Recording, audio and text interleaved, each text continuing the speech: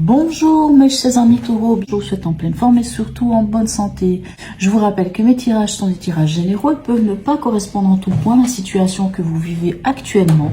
Donc s'il vous plaît mes amis taureaux, ne prenez que ce qui résonne, ce qui fait sens pour vous et laissez le reste à côté. Il peut être intéressant d'aller regarder votre signe ascendant ou votre signe lunaire. Tout ça pour compléter ce tirage. En ce qui concerne le signe lunaire, ça va être surtout la sphère émotionnelle qui va être plus impactée par votre signe lunaire. Allez, on va aller voir avec l'oracle du peuple animal. Quel est l'animal totem qui vous suit cette semaine et quel est son message? Allez, on va aller voir ça. Qu'avons-nous ici? Nous avons le porc-épic qui nous parle ici avec ce petit signe que vous voyez ici d'introspection. Alors, que vous raconte le porc-épic? On va prendre pour ça le livre parce que je trouve dommage, toujours très dommage de passer à côté toutes les significations de cet oracle parce que je le trouve extraordinaire. Alors, je vous lis déjà la petite phrase. J'ai gardé de l'enfance mon aptitude à merveiller. Ma plus grande force, c'est ma tendresse. En pensant au porc-épic, on se dirait ah, on risque d'être piqué, mais vous voyez, c'est finalement pas ça. On vous dit que il vient, c'est pour réveiller l'instinct de votre enfant intérieur. Restez-vous naïf. La naïveté est-elle chez vous un synonyme de fragilité? Vivez-vous la vulnérabilité comme une dimension péjorative? Il vous interroge sur votre goût du jeu. Savez-vous jouer, vous amuser d'un rien et apprécier les petits plaisirs simples de la vie? Saviez-vous apprécier, un coucher de soleil, la lumière qui se reflète sur les feuilles d'une plante, ainsi de suite. Il vient aussi vous interroger sur quand est-ce que vous prenez un moment pour vous amuser. Que faites-vous pour le plaisir? Peut-être que l'adulte en vous ou chez vous a pris plus de place. Ok, c'est vraiment une interrogation intéressante de faire ressortir l'enfant intérieur. D'accord, on va aller voir pourquoi. Qu'est-ce que ça signifie? Votre état d'esprit en début de semaine, quel est-il? On a un 9 d'épée et on a la papesse. Ok. On dirait que quelque chose vous prend la tête, une forme d'angoisse. Peut-être en rapport, alors ça peut être deux choses, soit en rapport avec un projet que vous avez, un projet en gestation. Peut-être aussi, ça peut être en rapport avec une vérité qui était cachée jusqu'à présent et qui ressort. On lève le voile sur quelque chose, ou peut-être vous, ça vous angoisse de lever le voile sur une vérité, sur quelque chose que vous savez au fond de vous, puisque cette papesse, elle tient le livre, on le voit d'ailleurs sur cette image, elle tient un livre dans ses mains. C'est le livre, dans ce livre, il y a tout le savoir, il y a toute la connaissance. Mais c'est de quelle connaissance parlons-nous? On parle de la connaissance que l'on a au fond de soi. Puisqu'on se connaît. Donc on dit bien de la papesse qu'elle tient le livre de sa vie entre ses mains. Donc bien entendu qu'on peut être appelé avec cette carte à lever le voile sur quelque chose, à en finir avec la politique de l'autruche, à peut-être dévoiler des choses que jusqu'à présent on tenait quelque part cachées au fond de nous, et ça pourrait un peu vous mettre dans une forme d'angoisse. Alors avec un 9 d'épée, on dit aussi du 9 d'épée qu'il faut rendre à César ce qui est à César. Lorsqu'un 9 d'épée vient nous embêter, c'est ces angoisses, c'est ces peurs, c'est ces doutes, ces choses qui viennent même nous empêcher de dormir, ça nous prend la tête, ça nous empêche même de trouver le sommeil. Il peut être intéressant d'aller comprendre par rapport à ces peurs, quelles sont ces peurs qui nous appartiennent et quelles sont ces peurs qui finalement ne nous appartiennent pas, peuvent venir soit de croyances limitantes, des autres, de la société, de ce que nos parents nous ont inculqué, des valeurs inculquées, et ainsi de suite. Et du coup, se dire, finalement, ces peurs ne m'appartiennent pas, ou en tout cas ne m'appartiennent plus aujourd'hui. Votre défi de la semaine, quel est-il? Excusez-moi. Nous avons un 2 de denier et un roi d'épée. Votre défi avec ce 2 de denier, le 2 de denier, c'est le jongleur. Hein. C'est qu'est-ce que je fais? Est-ce que j'y vais? Est-ce que j'y vais pas? On cherche à nouer peut-être aussi la fin du mois avec le début du mois. Enfin bref, on essaye de trouver les solutions. Hein, quelque part avec ce 2 de denier. On cherche l'équilibre dans la matière, l'équilibre financier, l'équilibre dans le concret. Et ce roi d'épée, lui, il fait en général preuve de discernement, de clarté. Il peut même être un peu juge, hein, poser des actes clairs et précis.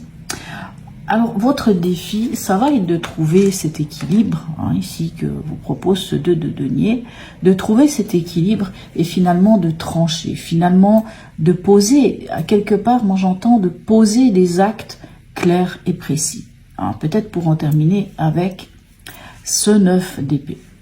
Au niveau émotionnel, sentimental et ou relationnel, qu'est-ce qu'on a pour vous? On a l'arcane 20, le jugement, et le diable. Alors, il peut y avoir plusieurs significations. L'arcane 20, c'est la carte du jugement, jugement dernier. Soit ça nous parle d'un appel, d'une évidence qui vient vers vous, un appel de l'univers, un appel, je sais pas, de Dieu, un appel des anges, des synchronicités. Quelque chose qui sonne comme une vocation, comme une évidence. Ça peut être tout ça, mais ça peut être aussi, puisque c'est le jugement dernier, c'est le réveil des morts, ça peut être aussi une situation, une personne, ou peu importe de quoi il s'agit, qui vient du passé et qui revient, qui se réveille. Donc, qu'est-ce qu'on fait d'une information qui vient du passé? Ou d'une personne qui vient du passé, un ex, une personne, quel qu'il soit. On est quand même dans l'émotionnel et dans le relationnel. Alors, admettons que c'est une personne, un ex, une ex, un frère, une sœur, je ne sais pas, quelqu'un qui va venir dans l'émotionnel et réveiller quelque chose. Qu'est-ce qu'on fait de cette situation? Qu'est-ce qu'on fait de cette personne? Est-ce qu'on laisse cette personne revenir dans notre vie parce que cette personne nous permet de grandir? Ou au contraire, est-ce qu'on s'en défait? On pourrait s'en défaire ici parce qu'on a le diable. Et le diable peut venir nous parler de situations en déséquilibre ou de relations en déséquilibre ou de relations même toxiques. Et que c'est le moment peut-être de lâcher, de se libérer à quelque part de ce diable, de se libérer. Ça peut être aussi autant des relations ou des fonctionnements qu'on peut avoir. Hein. Un exemple, si on est jaloux, si on a une dépendance affective, quelque part ce diable vient nous dire de nous libérer de ça. Peut-être que vous pouvez avoir quelqu'un, une nouvelle relation qui vient, quelque chose d'évident, qui vient sonner à votre porte, si je puis dire, puis ça vous dit, c'est la bonne personne. Mais le diable vient vous dire, attention, il va falloir, et c'est peut-être pour ça que la papesse est là, il va falloir regarder les choses en face, et est-ce que tu es vraiment prêt à accueillir ce renouveau? Ou est-ce que tu ne dois pas d'abord te libérer? Te libérer de quoi? Peut-être d'un ancien fonctionnement ou de ce spectre, hein, de cette ancienne relation, si on peut dire ça comme ça. Hein, de toutes ces choses qui peuvent être des boulets dans notre vie et nous empêcher d'avancer. Alors, bien entendu, l'autre signification de ce diable, ça va être la passion. Donc, on peut nous parler aussi, par exemple, qu'un retour avec un ex va être un peu chaud sous la couette, hein, bien entendu. On peut nous parler aussi de la passion dévorante, de cette passion qui va être purement, on va dire, charnelle. Hein. Ok. C'est vous qui pourrez me dire si c'était plutôt l'un ou plutôt l'autre. Au niveau pragmatique, excusez-moi, vraiment une toux qui m'embête depuis des semaines. Excusez-moi, je bois une petite goutte, ça va m'aider. On a un 5 de denier et on a un 10 de coupe. pourriez avoir peur de manquer de quelque chose. Mais c'est une peur. Le 5 de denier, c'est quand même une peur. Donc une peur, surtout le 5 de denier, c'est ça, cette peur de manquer d'argent, peur de manquer d'affection, peur de manquer d'amour, toutes sortes de peurs de manquer. Peur de manquer de capacité par rapport à un travail, peur de manquer on peut avoir peur de manquer de, comment dirais-je, de ressources, de savoir, hein, de savoir-faire, hein, toutes ces choses-là. Mais ici, le 10 de coupe vous dit, mais finalement, vous ne manquez pas, puisque émotionnellement, vous êtes riche. Émotionnellement ou au niveau de la famille, vous pouvez, cette carte peut nous parler aussi du soutien des autres. Donc, s'il y a cette peur de manquer, sachez que vous pouvez compter sur tout ce que vous avez construit dans votre vie. Alors ça peut être la famille, ça peut être la famille de cœur, hein.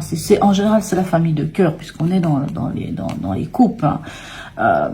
La famille de cœur, ça peut être aussi la famille du sang, mais c'est tout ce qu'on a pu construire affectivement, émotionnellement dans notre vie. On vous dit qu'émotionnellement vous êtes riche, vous avez une forme de richesse et une grande capacité. Voyez, donc vous pouvez compter. Peu importe dans quel domaine ça va se passer, hein, puisqu'on est dans le pragmatique, on est dans le concret, on est dans la matière.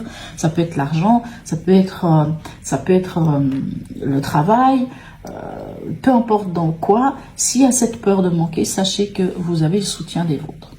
On en est où à la fin de cette semaine pour vous? On a la 14, c'est-à-dire la tempérance, et le 8 de bâton. La tempérance va encore nous parler d'équilibre, hein, cet équilibre que l'on trouve ici dans une arcane mineure, certes, avec ce 2 de denier. La tempérance, c'est la grande communicante. Hein, la tempérance, c'est la communication autant à la verticale qu'à l'horizontale, hein, autant entre ciel et terre. Or, cette communication, on peut la retrouver ici avec l'arcane 20, hein, puisque c'est un appel, si vous voulez, c'est plutôt une communication entre ciel et terre. C'est plutôt une communication qui vient d'en haut vers vous. Hein. Puisque c'est un appel de l'univers, un appel d'un ange. C'est un ange qui sonne le glas pour dire réveillez-vous. Hein, voyez, ici. Tandis qu'ici, on a encore une fois un ange, mais cet ange-là permet la communication entre terre et ciel, entre vous et le ciel, entre le ciel et vous, et entre vous et les autres. C'est pour ça que je dis à la verticale comme à l'horizontale. Et c'est une très belle communication, puis c'est une communication qui nous parle de négociation, qui nous parle d'être écouté, d'être entendu, d'être compris, mais aussi dans l'autre sens, c'est-à-dire qu'on écoute, on entend et on comprend l'autre. Mais c'est une carte qui nous parle, hein, on dit souvent de la tempérance qu'elle a un pied sur terre, elle a un pied dans l'eau, donc elle a la capacité de gérer deux éléments, d'être dans deux mondes différents, de gérer ces deux mondes. En tout cas, elle cherche cet équilibre. Et on a ce 8 de bâton qui peut, c'est vrai, nous parler de nouvelles qui pourraient venir via les réseaux, par exemple. Mais ce 8 de bâton, c'est quand même la mineure de la tour. Donc ici, on pourrait dire qu'il y a un événement, il peut y avoir un événement, quelque chose qui va vous demander, hein, ici avec la 14, peut-être de communiquer d'ailleurs, et c'est possible bien sûr la communication, puisqu'on vous dit ici il y a la communication, ici il y a la communication. Le roi d'épée nous parle aussi de cette forme de communication, mais qui va être beaucoup plus directe et claire et voire même tranchante. La papesse, elle peut demander aussi de communiquer sur des choses qu'on n'avait peut-être pas encore osé dire jusqu'à maintenant. Et comme je vous disais, ce 8 de bâton, ça peut être un événement qui va venir rapidement, qui peut même peut-être apporter son lot de, comment dirais-je, de chamboulement, hein, et qui va vous demander de vous adapter, de réagir aussi rapidement, sans doute pour trouver cet équilibre ou peut-être trouver des solutions. N'oubliez pas que malgré tout, grâce, hein, on a le porc-épic qui peut vous demander de vous connecter à votre enfant intérieur. Et ça peut être intéressant ici, c'est pour vous libérer, par exemple. Ça peut être intéressant aussi pour comprendre quelles sont ses peurs de manquer. Et encore une fois, ça peut être aussi intéressant pour cette communication et pour trouver cet équilibre. Le message de l'oracle d'Hildegarde, quel est-il? On a l'arcane 13, alors j'aime beaucoup. Alors là, c'est marqué, je m'exerce au pardon afin de me libérer des histoires du passé et transformer ma douleur en élan de vie. Vous libérez, alors vraiment, si je disais ici, vous libérez peut-être du passé, de quelque chose du passé. Ok, de vous libérer du passé. Alors le pardon ici, il est plus pour vous-même. C'est pas forcément pardonner aux autres. Vous pouvez pardonner aux autres, bien sûr, parce que c'est aussi libérateur. Mais se pardonner à soi pour pouvoir, voilà. Et c'est l'arcane 13, c'est le phénix qui renaît de ses cendres. C'est la chenille qui devient papillon. C'est laisser mourir. Si ici c'est quelqu'un du passé, si c'est une situation du passé, c'est se dire que peut-être que finalement, il vaut mieux laisser cette situation passer, ici avec l'arcane 20, laisser cette situation passer, enterrer ses pieds sous terre. Parce que finalement, apparemment, elle ne va pas vous permettre de grandir, si ce n'est de vous libérer. Message ici de notre ami l'oracle de Noé. Bon, je crois que c'est assez clair. Je pense que vraiment ce diable vient nous parler de relations toxiques. Ok, et qu'est-ce qu'elle nous dit cette carte? Parce que là, par contre, ça je ne sais pas, je vais vous lire peut-être le petit texte. Alors, excusez-moi. Je pensais m'en être débarrassée de cette tour, mais finalement pas.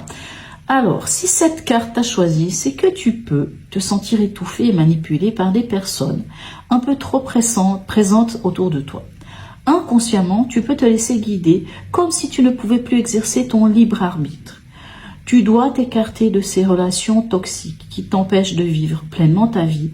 Pose-toi les bonnes questions et ne te laisse pas plus influencer. Ça me semble assez clair ici. On voit que ça vous prend la tête. Peut-être qu'il faut arrêter de vous voiler la face finalement avec cette papesse. Finalement, au fond de vous, vous savez. Et ici, avec le roi, et avec l'aide du roi, puisque ça fait partie de votre défi, ça va être d'être clair, c'est d'être même vindicatif. C'est comme ça. Voilà, maintenant ça suffit, je tranche, je stoppe, je coupe l'herbe sous les pieds. Si c'est votre cas, qu'il y a des relations toxiques dans votre vie, on coupe l'herbe sous les pieds.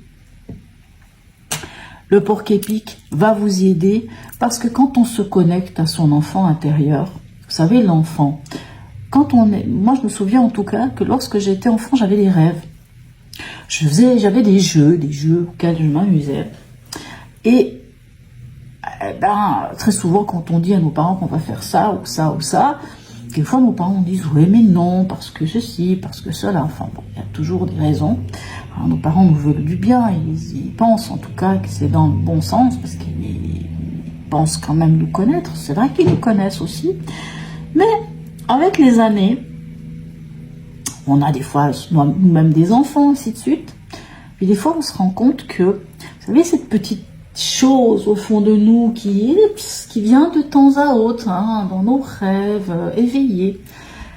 Puis finalement, on se dit, mais tout ça là, quand j'étais petite et que je m'amusais et que je rêvais ma vie, finalement, une partie, en tout cas, de ces rêves que je faisais en étant enfant, c'est les rêves que j'ai encore aujourd'hui. Et au final, peut-être c'est vers ce vers quoi je devrais tendre, parce que c'est ça mon vrai bonheur. Donc, l'enfant intérieur, notre capacité à nous émerveiller des choses, à prendre du temps pour nous, surtout vous mes amis taureaux, vous êtes des fonceurs, vous êtes des bosseurs, souvent vous êtes tellement le nez dans le guidon dans le travail, vous êtes quand même ces fameux signes de terre, comme le Capricorne, comme le signe de la Vierge, ou quelquefois vous avez tendance à vous oublier. Donc, peut-être qu'aujourd'hui, ne vous oubliez pas, mettez-vous au milieu de tout ça, terminez-en avec ces angoisses qui vous empêchent de dormir, levez le voile sur des choses et soyez clair. cessez avec ces peurs, libérez-vous de ces relations toxiques, faites le deuil de ce qui ne vous sert plus à rien, laissez mourir, hein, c'est l'arcane 13, hein, c'est l'arcane de la mort, l'arcane sans nom, laissez mourir ce qui doit mourir et prenez votre envol. Voilà mes chers amis taureaux. En tout cas, n'hésitez pas à me laisser un commentaire, un petit smiley, c'est toujours très sympa. Et en plus, c'est ça aussi, c'est ces interactions qui font vivre cette chaîne. N'hésitez pas à liker, à partager, à vous abonner si ce n'est déjà fait. Sur ce, mes amis taureaux, je vous souhaite une très belle semaine et je vous dis à tout bientôt.